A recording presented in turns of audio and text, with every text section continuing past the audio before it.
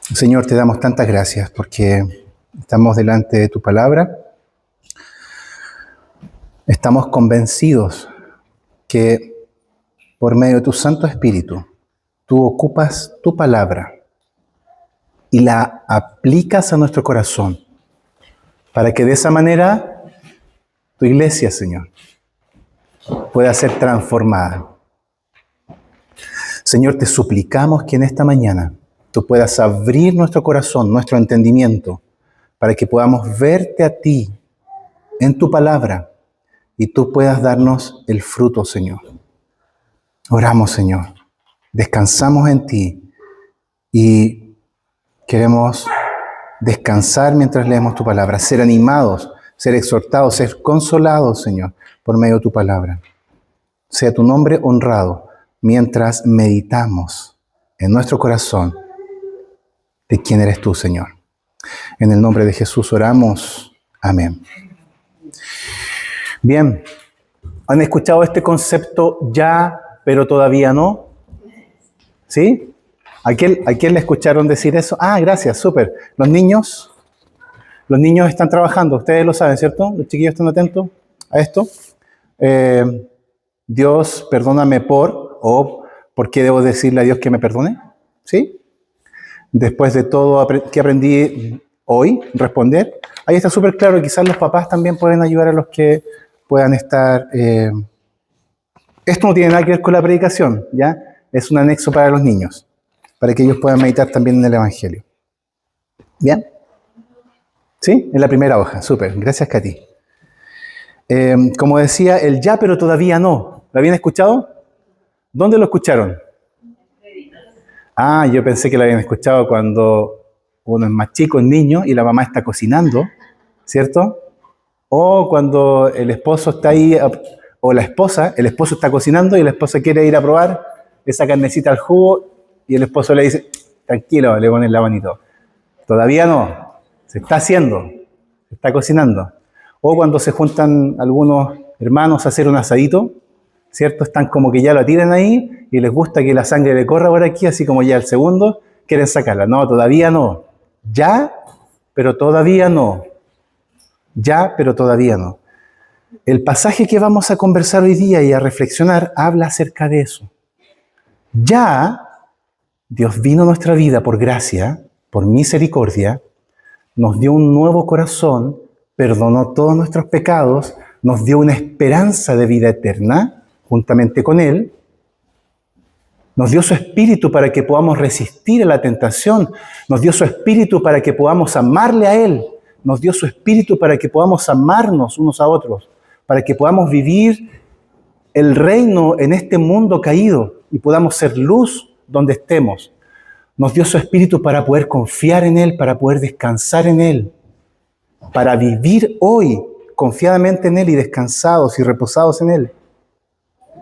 Pero todavía no. ¿En qué sentido? Todavía no se consuma la realidad eterna que presenta este pasaje de que Dios va a restaurar esta creación.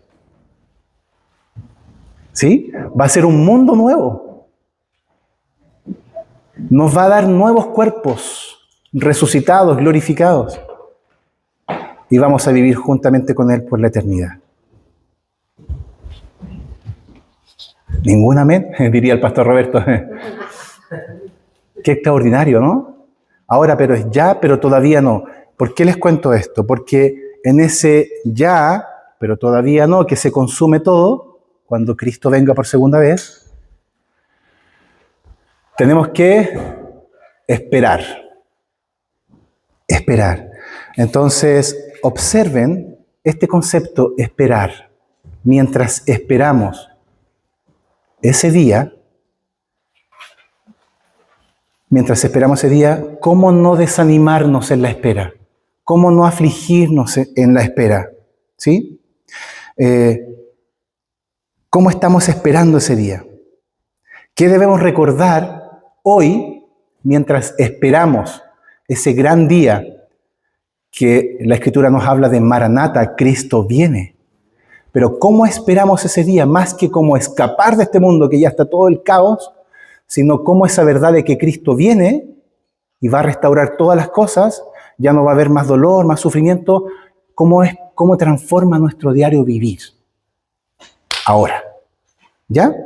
Entonces, vamos a leer nuevamente el texto. Y quiero que usted en su Biblia pueda subrayar, o en su Biblia digital pueda marcar las veces que la palabra guardar o esperar o esperanza se repiten. Bien, vamos a leer, verso 18, ¿lo tienen ahí? O los que no tienen, están ahí. Dice, pues considero que los sufrimientos de este tiempo presente no son dignos de ser comparados con la gloria que nos ha de ser revelada. Porque el anhelo profundo de la creación es aguardar, ¿cierto? Aguardar ansiosamente la revelación de los hijos de Dios. Verso 20, porque la creación fue sometida a vanidad, no de su propia voluntad, sino por causa de aquel que la sometió en la esperanza. 2, verso 21, de que la creación misma será también liberada de la esclavitud de la corrupción a la libertad de la gloria de los hijos de Dios. Pues sabemos que la creación entera gime y sufre hasta ahora dolores de parto. Y no solo ella, sino que también nosotros mismos, que tenemos las primicias del Espíritu. Aún nosotros mismos gemimos en nuestro interior, aguardando, 3, ansiosamente la adopción como hijos, la redención de nuestro cuerpo. Porque en esperanza, 4, hemos sido salvados. Pero la esperanza, 5, que se ve, no es esperanza, 6. Pues, ¿por qué esperar lo que uno ve? 7. Pero si esperamos, 8, lo que no vemos, con paciencia lo aguardamos. 9, 10, como 10 veces. Esperar, paciencia, esperanza. Entonces, eso es lo clave de hoy. ¿Cómo esperamos ese gran día sin desanimarnos? Manteniendo nuestro corazón apegado al Señor. Lo primero, está en el versículo 18. Ustedes pueden ir viendo en sus Biblias. Dios está obrando en medio del sufrimiento. Dios está obrando en medio del sufrimiento. Dice el verso 18. Pues considero que los sufrimientos de este tiempo no son comparados o no son dignos de ser comparados con la gloria que ha de venir. ¿Por qué? ¿Por qué no son dignos de ser comparados? Bueno, en primer lugar, los sufrimientos de este tiempo presente son circunstanciales, tienen su fecha de término en comparación con la eternidad. ¿No logran ver? Hoy, sea lo que tú y yo estemos sufriendo, tiene fecha de término. Y no tiene peso, no tiene comparación con una eternidad. ¿Bien? Eso es lo primero. Entonces, ¿qué es lo que está haciendo Pablo? Nos está diciendo, miremos los sufrimientos de este tiempo desde otra óptica. Una enfermedad, un dolor crónico, la incertidumbre del futuro, conflictos familiares, una crisis económica, nuestra lucha interior contra el pecado. Todos estos son circunstanciales. Circunstanciales. ¿No sabemos cuándo terminan? Solamente el Señor sabe, pero son circunstanciales. En cambio, una vida eterna viviremos con el Señor. Pero no solo eso. ¿Por qué no son dignos de ser comparados los sufrimientos de este tiempo con la eternidad?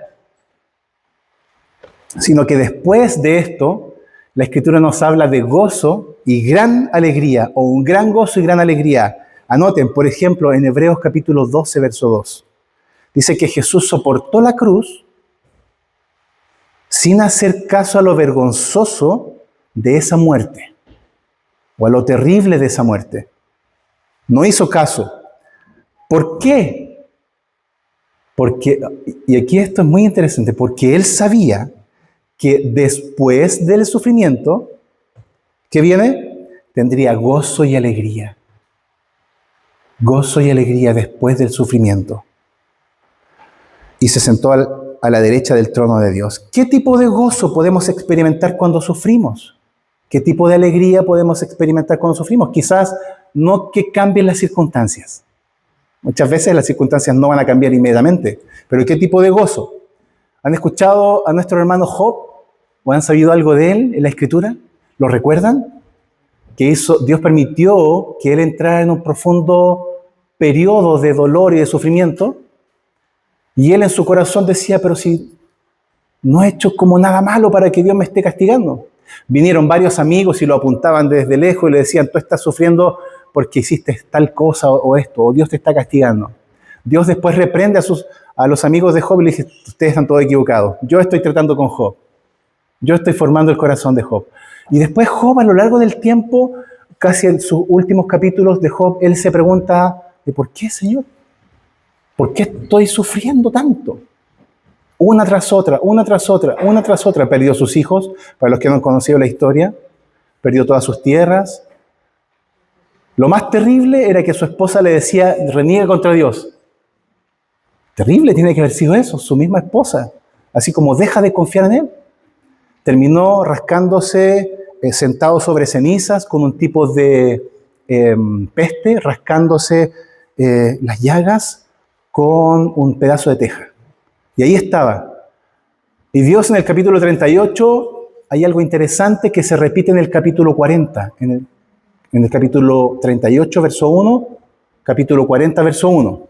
Capítulo 38, verso 1 dice, Dios le habló a Job en medio de la tormenta.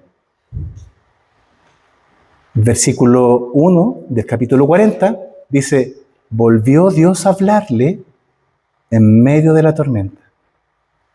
¿Qué gozo experimentamos en medio del sufrimiento o posterior al sufrimiento? Job nos dice, escuchar a Dios.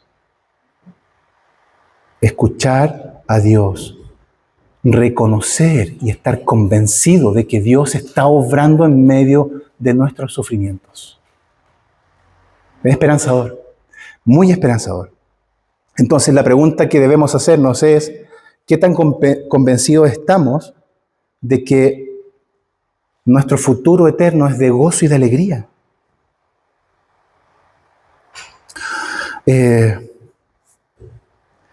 Nuestra seguridad la encontramos en el carácter seguro y firme de nuestro Señor Jesucristo. En Génesis, después del pecado, cuando Adán y Eva pecan, ¿recuerdan? Adán peca y Dios le pregunta a Adán, ¿qué pasó? Adán le dice, mi esposa. Dios le pregunta a su esposa, a Eva, Eva, ¿qué pasó? Y Eva le dice, la serpiente. Y la serpiente, Satanás, mira hacia atrás y no tenía quien echarle la culpa. Desde ese momento la humanidad quedó completamente quebrada por el pecado. Más adelante lo vamos a ver. Pero lo que quiero enfatizar aquí es que después de eso, en Génesis 3:15, Dios dice que va a venir uno de la descendencia de Eva que va a aplastarle la cabeza a la serpiente. Metafóricamente hablando, estaba anunciando que el hijo de Eva, un hijo de Eva, ustedes saben que es nuestro Señor Jesucristo, que al pasar el tiempo, pasaron ¿cuántos años? Miles de años. Y se cumplió lo que Dios dijo, Jesucristo venciendo en la cruz, entregando su vida por nosotros y resucitando al tercer día, diciendo al mundo entero, a nosotros hoy, que Él es Dios y que cumple sus promesas y que Él está obrando en medio del dolor, en medio del sufrimiento. Apocalipsis nos dice que Él enjugará toda lágrima de los ojos. Ya no habrá muerte ni llanto, tampoco lamento ni dolor, porque las primeras cosas han dejado de existir. Verso 5 del capítulo 21. Escucha. El que estaba sentado en el trono dijo, yo hago nuevas todas las cosas. ¡Qué hermoso! Él ya está obrando en nuestras realidades, en nuestros sufrimientos. Él está obrando. Nunca dejes de creer eso. Porque si no, nuestro corazón se va a desviar. Se va a angustiar. Cada vez que nosotros nos angustiamos es cuando empezamos a mirarnos a nosotros mismos. En nuestra capacidad para salir de los conflictos, en nuestras capacidades para mirar el futuro, en nuestras capacidades para vivir el día a día. En nuestras incompetencias de querer tener el control de todo, nuestra fe empieza a decaer. Ahí debemos recordar que en medio de la tormenta, Dios está obrando. Y no solo eso, en 1 Corintios 3, 10, 13 nos dice, ustedes no les ha sobrevenido ninguna tentación o prueba que no sea humana. Observen, pero Dios es fiel. Pero fiel es Dios, o Dios es fiel, y no permitirá que ustedes sean sometidos a una prueba más allá de la que puedan resistir, sino que junto con la prueba, Él también dará la salida para que puedan sobrellevarla. Dios obrando en el sufrimiento, es Dios dándonos la salida. Es Dios trayendo gozo al corazón en el sufrimiento, es Dios hablándonos al corazón en medio del dolor. Así que si tú y yo estamos hoy sufriendo por alguna situación o estemos sufriendo, gracias Señor, porque tú estás ahí. ¿Bien? Eso es lo primero. Dios está obrando en el sufrimiento. Lo segundo que vemos, lo vemos en el verso 19. Esto es muy hermoso también, que nos dice, Dios es soberano. Pablo le está diciendo a una comunidad de creyentes que están sufriendo. Ellos están sufriendo persecución. Ellos están expuestos a que los tomen detenidos y los maten, a ellos y a sus familias. Ellos están sufriendo la persecución de la sociedad porque ellos creen en un solo rey, en el Señor Jesucristo. En cambio, toda la sociedad está sujeta a otro rey político romano, a la cultura. Ellos están siendo despreciados por la cultura, pero ellos están sufriendo. ¿Y qué significa que Dios sea soberano? ¿Qué significa que Dios sea soberano? Lo predicamos domingo tras domingo, porque lo creemos, que es así. Dios tiene el control absoluto de todo el cosmos, de todo el universo. Nada en este mundo escapa de su control. Nada, absolutamente nada. Todo el mundo creado y las circunstancias particulares nuestras que estemos viviendo está bajo el control soberano de nuestro buen Dios. ¿Lo cree? Verso 19 dice, porque el anhelo profundo de la creación es aguardar o esperar. Está ilustrando a la creación. Imagínense el mar, los cerros, las estrellas, los animales. Todo este mundo creado está esperando, está como personificando a la creación. Como que la creación está esperando ansiosamente la revelación de los hijos de Dios. ¿Lo notan? Yo cuando leí ese versículo dije, sí, se entiende, pero es como un poco extraño, ¿no? Entonces, ese versículo, el que está ahí, el que acabo de leer, no es esa versión, es la otra versión, NBL. Nueva versión de las Américas. Pero el que está acá ilustra de mejor manera. Lo voy a volver a leer el otro para que vean la diferencia. Dice, porque el anhelo profundo de la creación es aguardar ansiosamente la revelación de los hijos de Dios. Eso a mí me pareció como extraño, que la creación está esperando la revelación de los hijos de Dios. Entonces fui a otra versión, a la NTV, y le pregunté, ¿qué significa eso? A ver si cambia alguna palabra, alguna expresión. Y me ayudó. Dice, pues toda la creación espera con anhelo el día futuro. Atención con eso. El día futuro. La creación está esperando el día futuro. Otra expresión, en que Dios revelará. Otra expresión, 2. ¿Quiénes son verdaderamente sus hijos? Observen el énfasis del texto. Deténganse ahí. Como dijimos, los creyentes estaban sufriendo. Estas palabras fueron de consuelo para ellos, porque está diciendo 2 cosas de consuelo para ellos. La primera es que esto puede llevarnos a pensar en lo siguiente: ¿cuándo será ese día, esto, y cuál es nuestro beneficio? ¿Ya? Somos hijos de Dios por la fe hoy, ¿cierto? ¿Sí o no? Ya, perfecto, menos mal. ¿Están acá o no? Somos hijos de Dios por la fe. ¿Cómo sabemos que somos hijos de Dios por la fe, porque hemos confesado a Jesucristo y el Espíritu de Dios da testimonio en nuestro espíritu.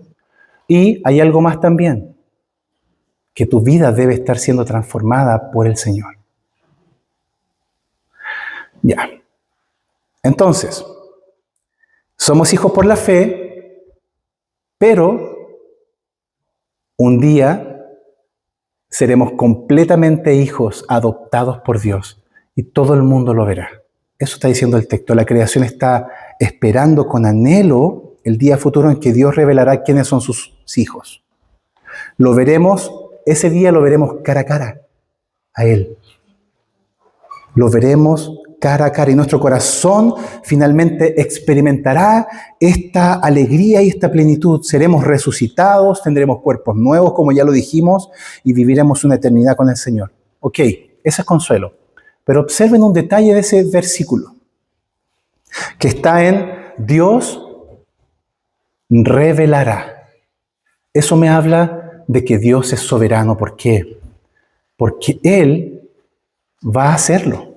Él está en control de toda la historia de la humanidad, desde el Génesis hasta este tiempo, hasta cuando la creación sea renovada. Dios está en control de la historia redentora. Ahora, pensemos en esto. ¿Cómo se aplica esta verdad para nosotros hoy? Cuando tu corazón y mi corazón se aflige por el futuro.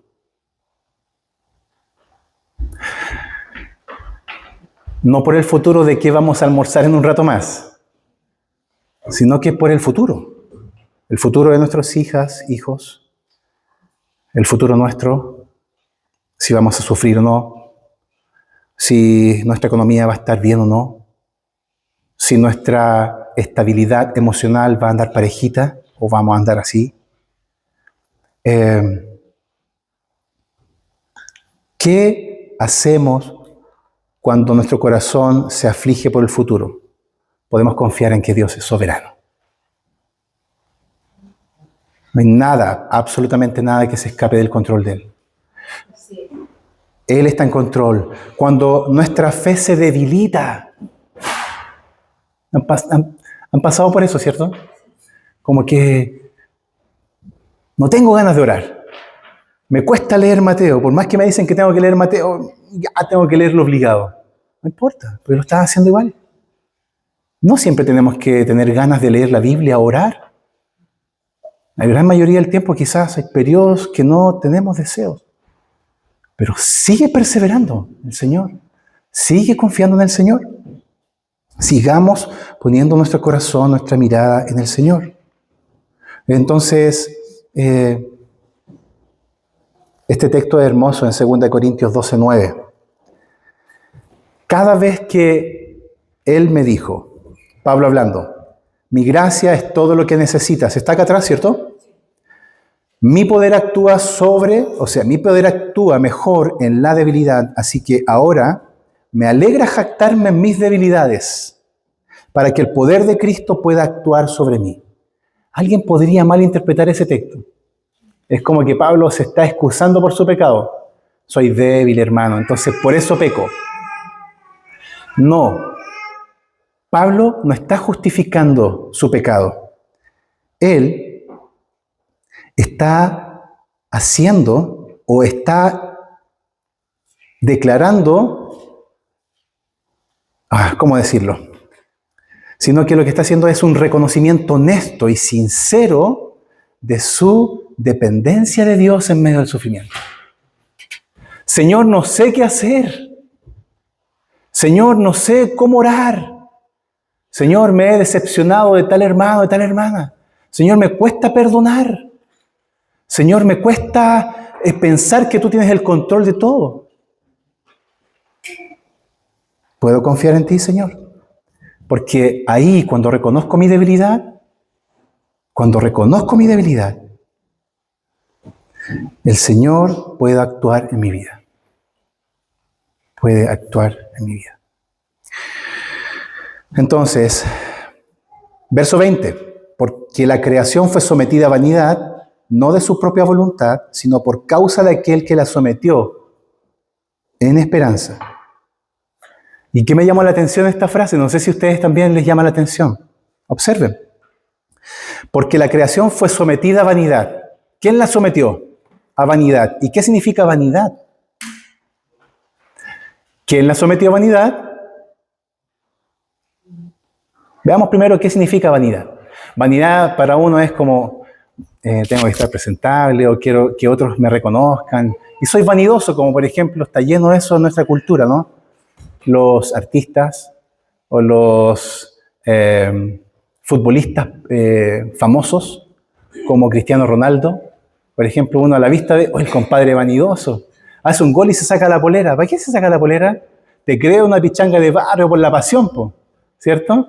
Pero él se saca la polera para mostrar, uno podría decir de afuera, vanidad, ¿cierto? O cuando mucha gente está publicando en Facebook todas las cosas que tienen.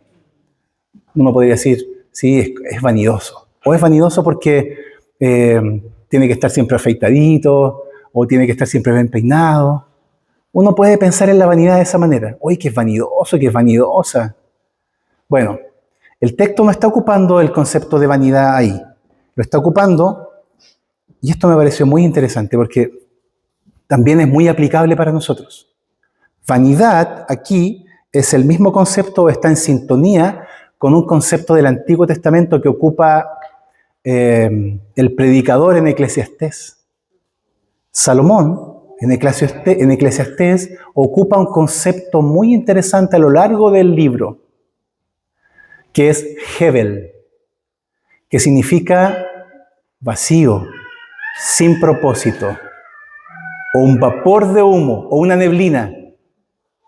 Y a lo largo del libro, Salomón está diciendo, la humanidad entera quiere alcanzar su propósito y la felicidad intentando atrapar el humo. No va a poder. No va a poder. Pablo está diciendo aquí que Dios sometió a vanidad, es decir, la creación. Hoy, por hermosa que sea, uno va al mar, escucha las olas, siente la brisa, o en la noche en un lugar muy oscuro ves las estrellas cuando vas a acampar.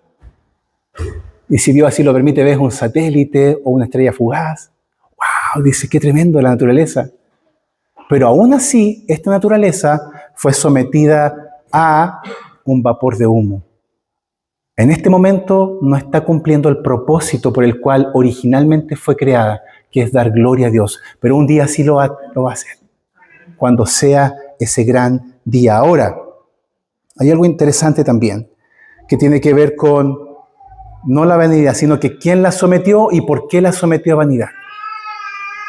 ¿Quién la sometió a vanidad? Dios. Dios la sometió. Observen.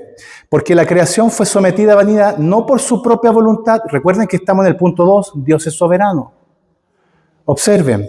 Sino por causa de aquel que la sometió en esperanza.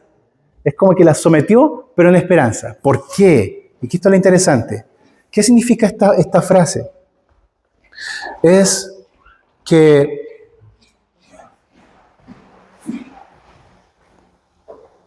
antes de ir ahí, hay algo más interesante y no quiero saltarlo. Y después veo las predicaciones, pero estaba esto aquí. ¿Y por qué no lo mencioné? Esto es muy interesante. Si este mundo está vacío de propósito, ¿por qué tú y yo intentamos aferrarnos tanto a este mundo? Que el Señor nos ayude. No nos aferremos a este mundo. Disfrutemos de las cosas que Dios nos da, pero no nos aferremos.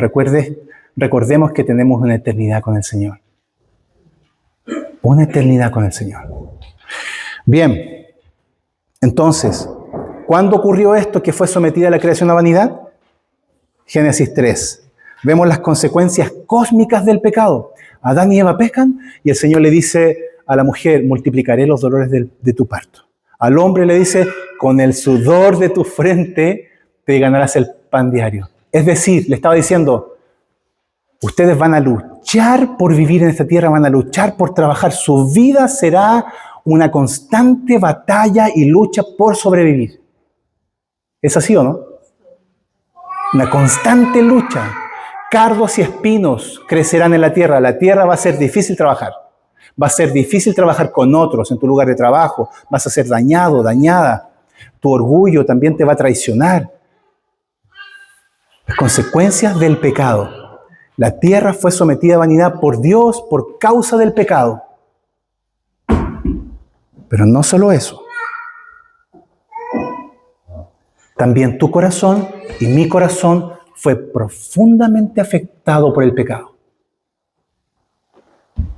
Por más que queramos ver a nuestros hijos, a nuestras hijas, qué hermoso, qué lindo bebé, qué hermoso guatoncito gordito que nació hace poco, que está allá con los chiquillos. Bien, hermoso lo que Dios nos dio. Pero nuestros hijos, nuestras hijas, nosotros seguimos siendo pecadores. Según lo que dice la Escritura, fuimos esclavizados al pecado y toda la humanidad quedó afectada por el pecado. Efesios 2 nos dice, Pablo dice, y estando ustedes muertos en sus delitos y pecados, Él les dio vida. Ustedes seguían la corriente de este mundo. Ustedes seguían haciendo los deseos de su propia voluntad. Y ahí empieza a describir la naturaleza del corazón del hombre. Pero también en Romanos 3, no hay uno bueno, no hay quien haga el bien, todos se desviaron, no hay uno bueno. Pero también Jeremías capítulo 17, verso 9 dice que el corazón es engañoso y perverso. Más que todas las cosas, ¿quién puede decir que lo conoce? Y una más. En Génesis 6:5 dice, a propósito, ¿viste? La Ignacia ahí está manifestando su pecado. No, tranquilos chiquillos, no hay drama que está diciendo amén. Eso está diciendo, gloria al Señor.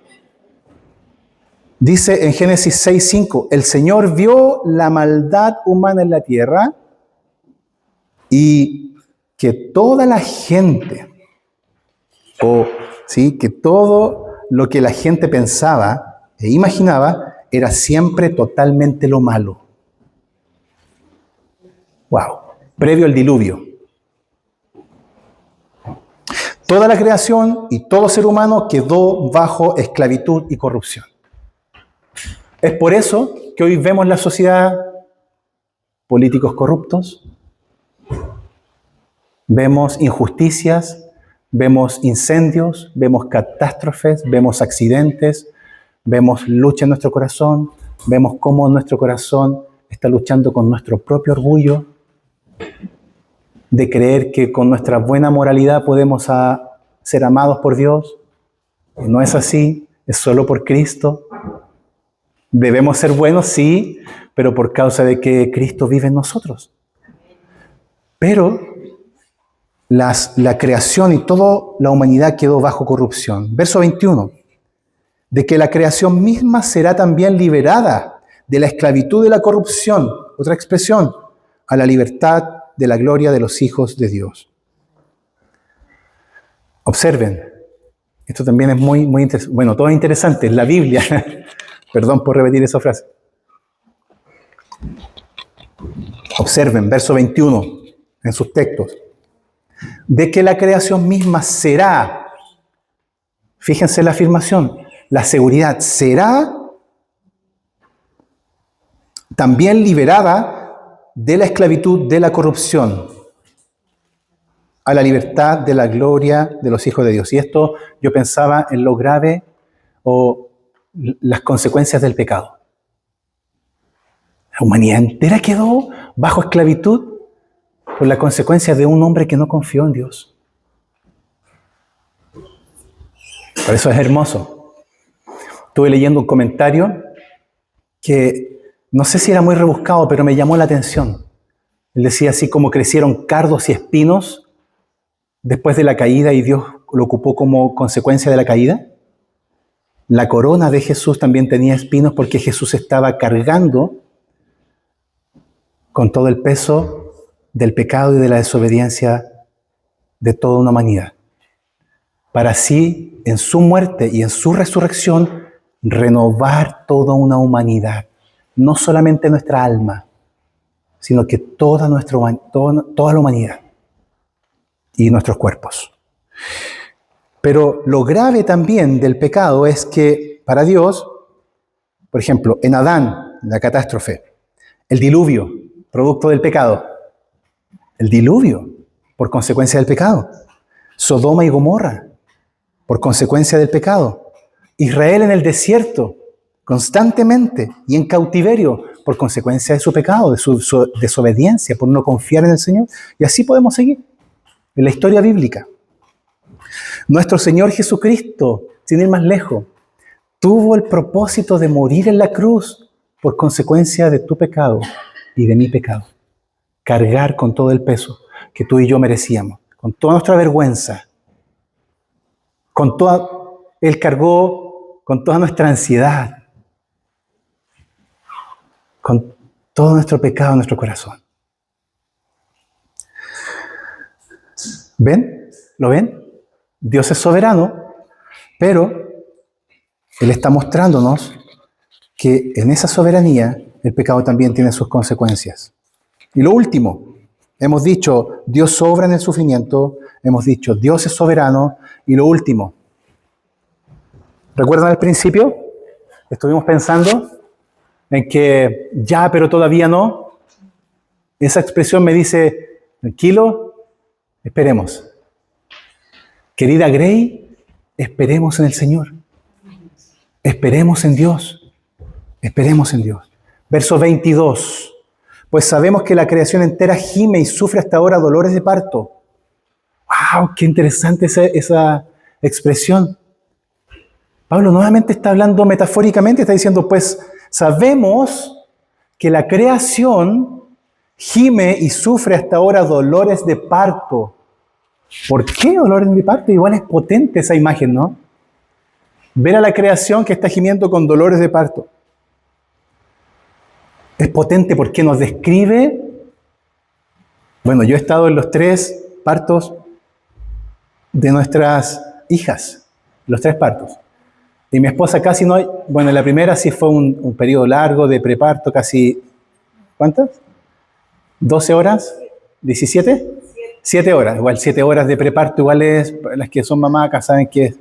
Entonces después la Pasi fue más rápido y la Oli casi nació en el auto. No, la Pasi también. Y la Oli fue así como que la Vale llegó y nació, igual lloró, o sea, o yo lloré. Ella me estaba dando ánimo.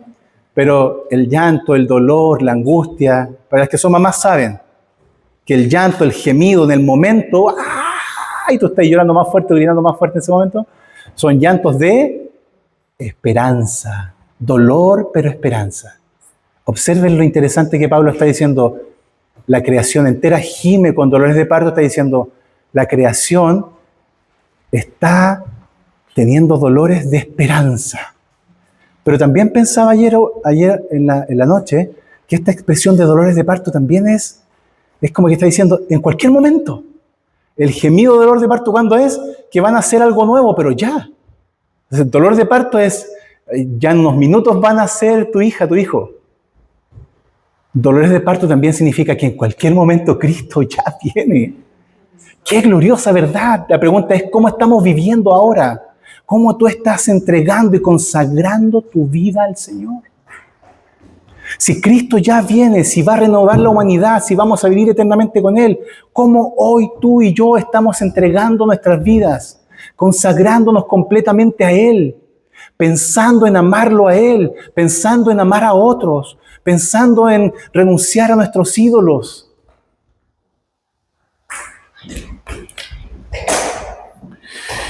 Entonces, esperamos en Dios. Esperamos en Dios. Verso 23, para ir terminando ya, y no solo ella, sino que también nosotros mismos que tenemos las primicias del Espíritu. Aún nosotros mismos gemimos en nuestro interior, aguardando o esperando ansiosamente la adopción como hijos, la redención de nuestro cuerpo. ¿Quién nos recuerda esto? Observen la palabra esperar, aguardando, es decir, que el Espíritu de Dios nos capacita para esperar. El Espíritu de Dios que está en tu vida te capacita para esperar. Gálatas capítulo 5, verso 22. Pero el fruto del Espíritu es amor, gozo, paz, paciencia. Paciencia, detengámonos ahí. Paciencia. Paciencia es el carácter que el Espíritu Santo nos da para poder esperar en el Señor. Pero ¿cómo debe ser esa espera? Una espera confiada. Que en tu corazón, tú y yo, estemos confiados, esperando. Porque el Espíritu Santo nos ayuda y se manifiesta la paciencia, la espera por un periodo largo de tiempo donde yo no estoy como, ya, pues que pase luego. Sino que, Señor, tú sabes el tiempo, tú tienes los tiempos, tú eres soberano, tú estás en control. Ok. Pero, ¿cómo podemos esperar cuando no vemos esperanza? ¿Cómo podemos esperar cuando no vemos esperanza? Y el Salmo 62 es una joyita. Subráyela, anótela. ¿Cómo podemos esperar cuando no vemos esperanza? El salmista dice, David, alma mía, espera en silencio solamente. Espera en silencio solamente. En Dios. Espera en silencio solamente en Dios. En Dios. Pues de Él viene mi esperanza. Solo Él es mi roca y mi salvación, mi refugio. Nunca seré sacudido. En Dios descansa mi salvación y mi gloria. La roca de mi fortaleza, mi refugio está en Dios. ¿Cómo podemos esperar cuando no veo resultados? Cuando la tierra se está moviendo mucho. Cuando tengo mucha ansiedad, mucha preocupación, espera en Dios. Verso 8. Confíen en Él en todo tiempo. Oh pueblo, derramen su corazón delante de Dios. Dios es nuestro refugio. ¿Cómo tú y yo podemos esperar confiadamente cuando no hay esperanza? Cuando tú y yo derramamos nuestro corazón delante de Él.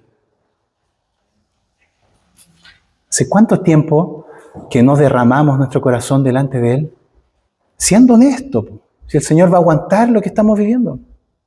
Pensaba estos días que sería tan interesante que escribiéramos nuestras oraciones. Algunos que oran muchas horas no van a tener un cuaderno grande para escribir. Pero algunos de ustedes que oran mucho tiempo, quizás remarquen una frase de la oración. Señor, estoy luchando con este pecado. Señor, ayúdame a ser más como tú. Señor, ayúdame a esperar confiadamente, porque soy débil, porque no puedo, porque mi corazón se desvía. Por ejemplo, derrama tu corazón delante del Señor. A veces nuestra confianza se debilita porque tú y yo nos distanciamos de Dios y no estamos siendo específicos con Él. El Señor está escuchando nuestras oraciones. No dejes de orar. No dejes de derramar tu corazón delante del Señor. Continúa, porque Dios está obrando. Orar sin cesar, dice la Escritura. Orar sin cesar. El texto es una invitación a esperar confiadamente. Y el verso 28, que no lo vamos a ver, también esta conexión dice que para los que aman a Dios, todas las cosas les ayudan a bien. Todas las cosas les ayudan a bien. ¿Por qué? Porque mientras esperamos, Dios, por medio de su Espíritu, está transformando nuestro carácter a la estatura de Cristo. Qué maravilloso es eso. Entonces la espera es buena. El sufrimiento es bueno. Confiar en el Señor es bueno.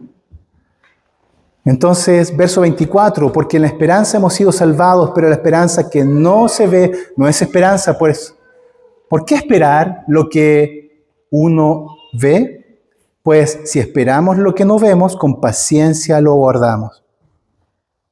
El Salmo 27, verso 14 dice, espera en el Señor, infunda tu corazón ánimo y aliento. Sí, espera en el Señor. Espera en el Señor. Y el mismo verso 4 del capítulo 27 de Salmos nos dice, una cosa le he pedido al Señor. Escapar luego de esta realidad. Salir luego de los problemas. Que me respondas, por favor, la oración que te he pedido, Señor. Tener una economía más estable. Señor, te he pedido que mi matrimonio esté un poco mejor, que a veces está un poco complicado. No, fíjense lo que el salmista está pidiendo. Una cosa he pedido al Señor y esa buscaré, que habite yo en la casa del Señor todos los días de mi vida, para contemplar la hermosura del Señor y para meditar en su santo templo. ¿Saben cuál era la máxima petición del salmista? Dios. Dios. Ahí está nuestra única esperanza. Ahí está nuestra plenitud. Ahí está nuestro mayor gozo, nuestra mayor alegría. Por lo tanto, no busquemos gozo, alegría y plenitud en ninguna otra cosa. En ninguna otra cosa. Sino únicamente solo en Dios. Únicamente en Dios. Vamos a terminar acá. Vamos a orar y vamos a pedirle al Señor que su palabra pueda transformar nuestros corazones. Tengo un tiempo de oración ahí. Señor, te damos tantas gracias. Porque mientras esperamos en ti, podemos contemplarte, Señor. Que nuestra oración sea, Señor, te necesito. Señor, tú eres lo que más anhela mi corazón. Señor, mientras esperamos, convéncenos de esta verdad de que tú estás obrando en medio de nuestras angustias, en medio de nuestras contradicciones, que tú estás obrando. Señor, recuérdanos en esta espera, mientras esperamos estar contigo, de que tú eres soberano, que tú estás en control, que tú eres Señor, que tú eres Dios, que tú eres bueno, que tú estás en control absolutamente de todas las cosas. Señor, mientras esperamos también ayúdanos a esperar. Y ayúdanos a esperar en ti. Ayúdanos a reposar en ti. Ayúdanos a descansar en ti, porque tú estás obrando. Aunque nosotros no veamos nada, aunque la higuera no florezca, ni las vides haya fruto, confiaremos en ti, Señor. Que tú eres nuestra fortaleza, tú eres nuestro amparo, tú eres nuestra gloria, tú eres nuestra paz, tú eres nuestro gozo, y en ti confiamos, Señor. En el nombre de Jesús oramos y te adoramos. Amén.